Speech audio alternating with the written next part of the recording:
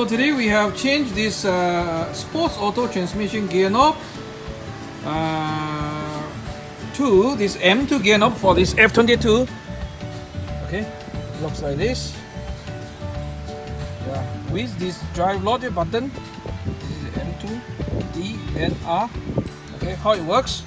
You release the handbrake. Turn on the engine. Okay, now it's in P, right? If you want to go to D, just push right, then goes to the D, right?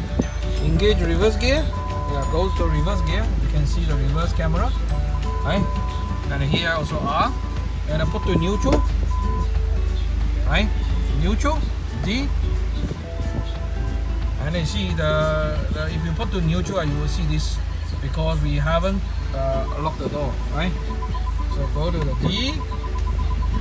But if you want to go to the P, which this normal one has a P button, but now there's no P button anymore.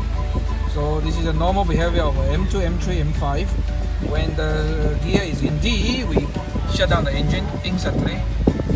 So we will see this parking is engaged instantly. Okay. Yep. This is how the M2 gear knob retrofitted in this normal F22.